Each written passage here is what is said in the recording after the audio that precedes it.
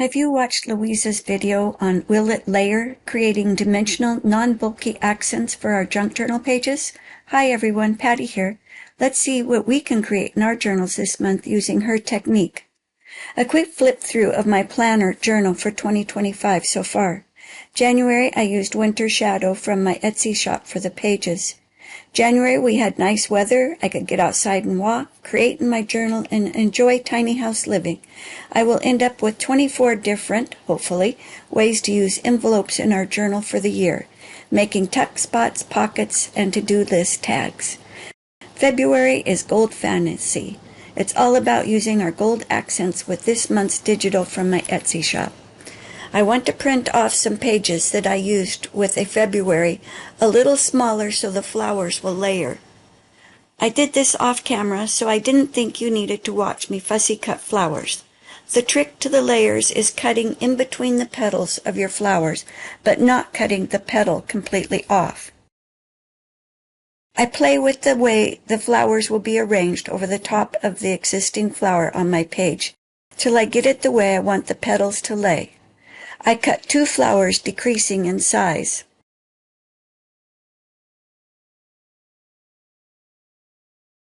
Try some lace between the petals to see how that will look and lay between the petals. Louise's idea was to create dimension without bulking up our journals.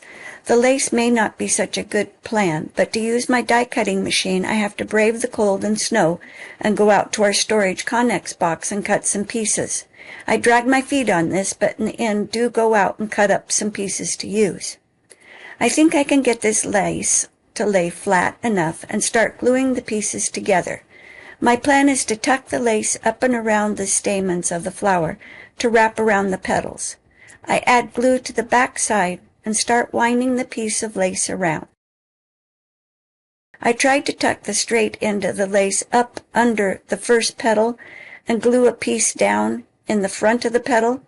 Ruffle the lace up a bit to add some interest and keep winding it around the cut petals.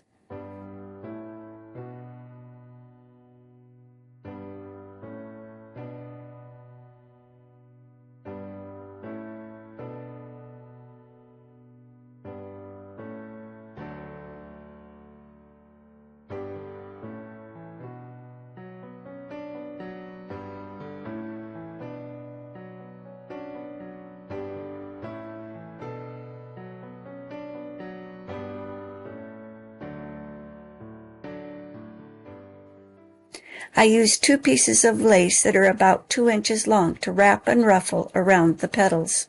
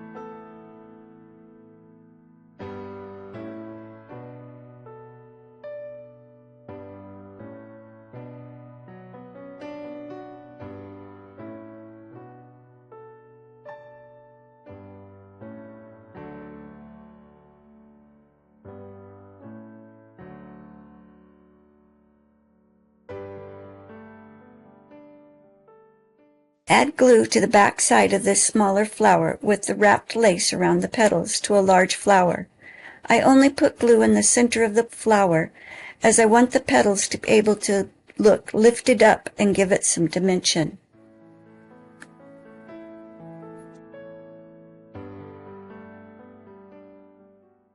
I do wish I would have inked around the edges of this cut flower with some gold, but didn't think of it till I saw it all finished. So if you're crafting with me today, don't forget to ink your edges.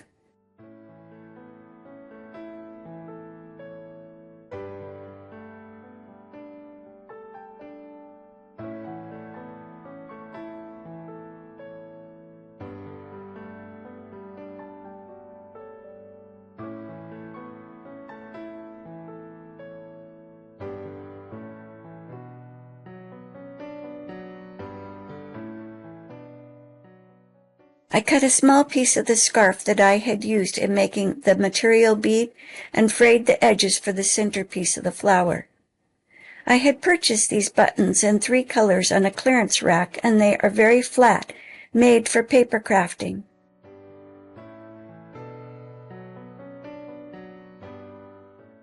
I find a needle and some thread and sew the button onto the wrapped lace flowers.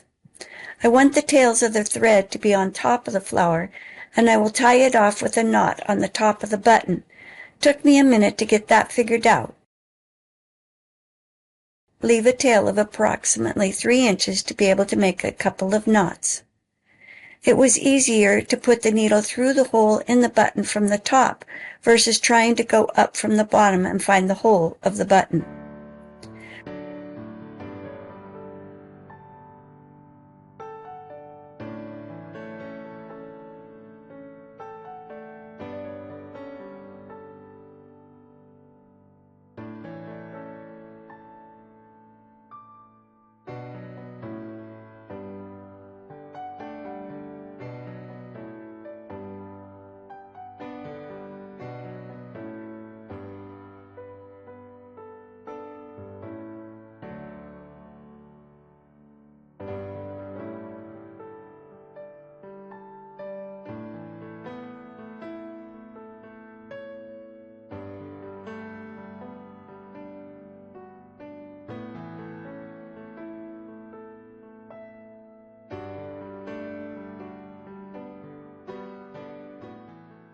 Ready to glue this to the flower of my journal page, deciding which orientation I want the flower to lay.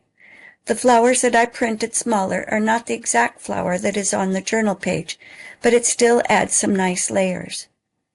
You could just glue this down on the bottom of the flower and make a tuck spot on this page.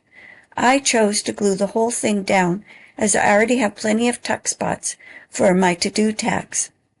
Let this dry. I tried a doily on this flower, tucking it around the cut-off petals. This is the page I had made that flips up to have some hidden reminiscing about tiny house living that shouldn't be viewed by tiny house dwellers.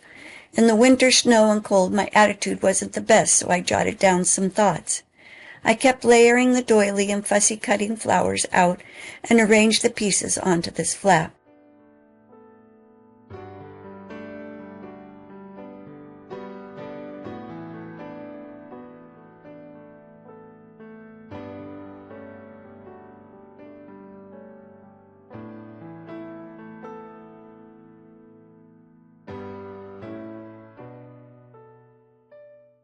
I needed a little piece of the doily down on this end of the flower petal. I started to put it into the center of the flower petal, but decided to arrange it on the petal for a little more balance.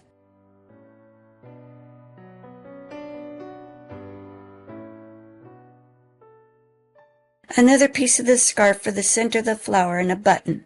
I just glued this button down instead of sewing it. I'm really liking these flat buttons for my journal.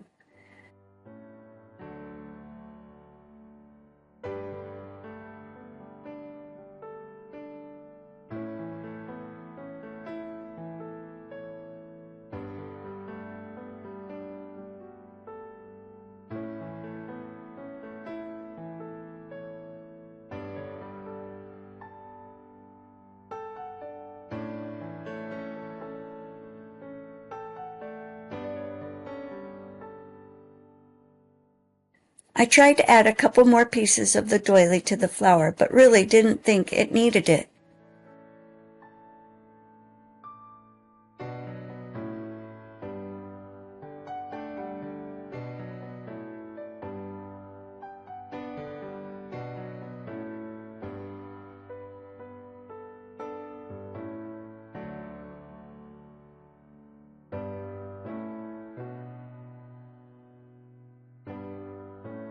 Yes, the Kintsugi page may be my favorite page still.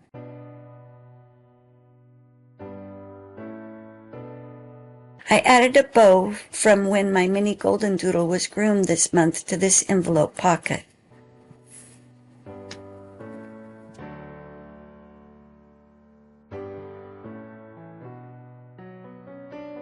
So this last page we will add another dimensional layer of fussy cut flowers, ribbed scarf, and I did brave the cold and used my die cutting machine out in the Connex storage box. I wish I had some of the leaves that Louisa has, but I don't, so let's see what we can come up with.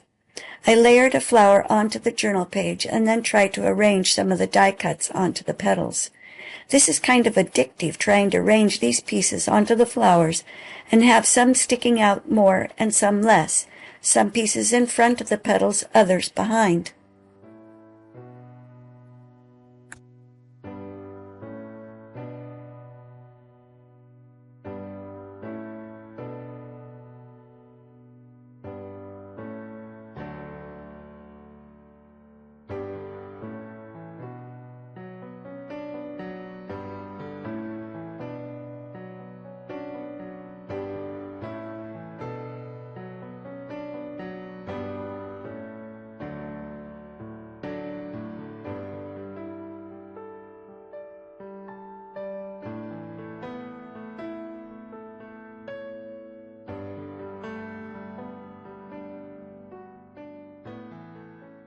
Cut another piece of the scarf to put into the center of this flower with another button. This scarf frays so well and it looks like cheesecloth, loosely woven, which adds nice texture. That looks so good, let's use another piece of the scarf and layer it behind the flower to help it stand off from this page. I just need a little thin piece, so I cut this in half and push it up under the glued flower. I really like how these turned out. I hope you're having fun creating in your journal this month.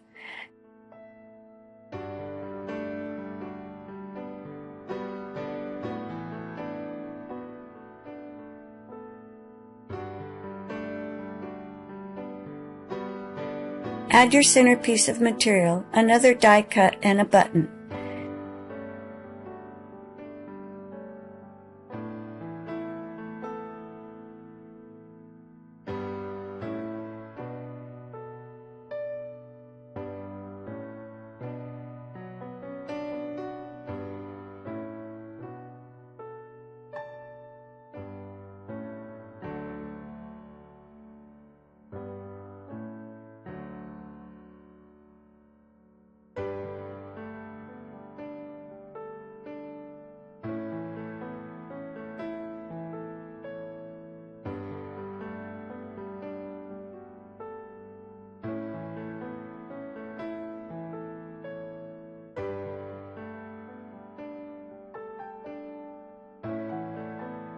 I did go back and add some collage to a couple blank pages you will see when I release March's vintage ferns.